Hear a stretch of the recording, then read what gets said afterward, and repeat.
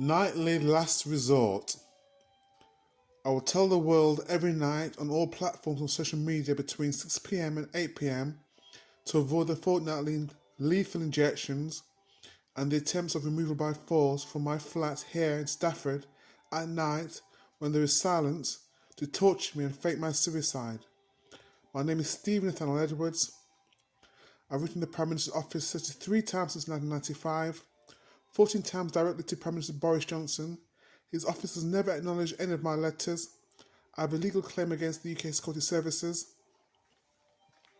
and the police for harassment, intimidation, restraint of trade, interception of communications, bugging premises and food poisonings.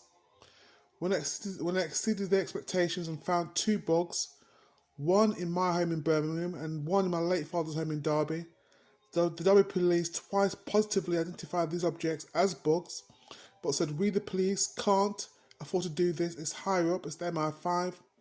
I received 5 death threats from MI5 agents and the Derby police, with a witness statement to the first threat I received verbally, which were never investigated. PC Burns 1907 and PC Clay 1016 came to my bedsit. When they were leaving, they said, bring your bugs and the papers to the station in the morning. I will take it from there.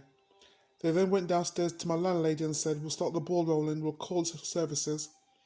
There was suppressing evidence, conspiring to deprive me of my liberty in a psychiatric hospital,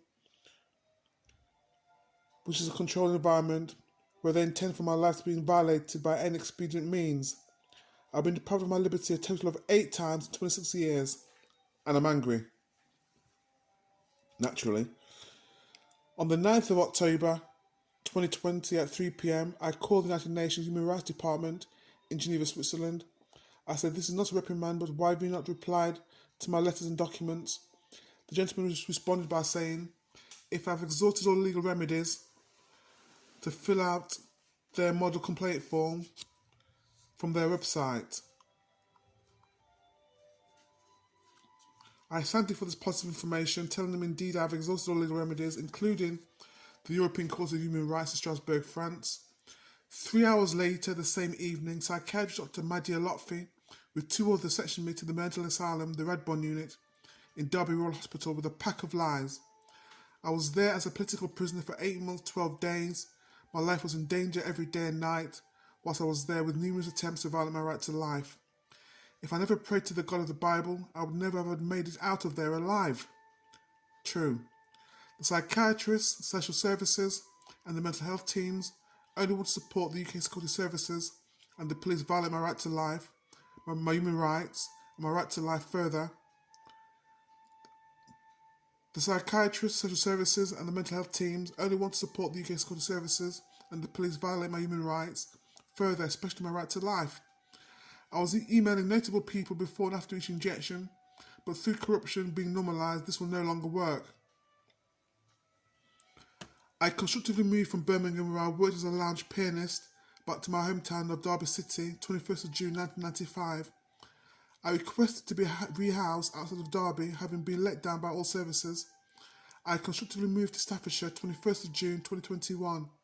I have not walked out in public in 8 years. I have my own self-contained flat in a complex of 8 flats, with support staff who work here 24/7. I survive by having the staff taste all food stuff before I eat the rest of the meal to avoid food poisonings.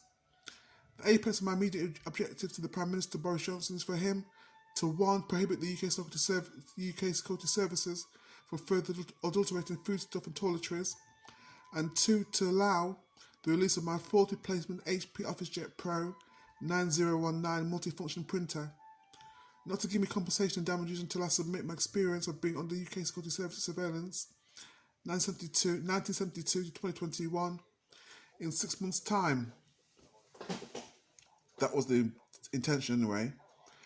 I'm in fear of these unlawful fortnightly injections, which is only a window to do me irreparable harm. Knowing everyone in my life in the UK especially has been unlawfully interfered with.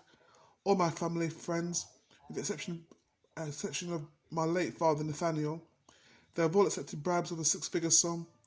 My community psychiatric nurse, Miss Jade Potter, doesn't care about me and is happy for me to be recalled back to hospital. I have no human rights whatsoever.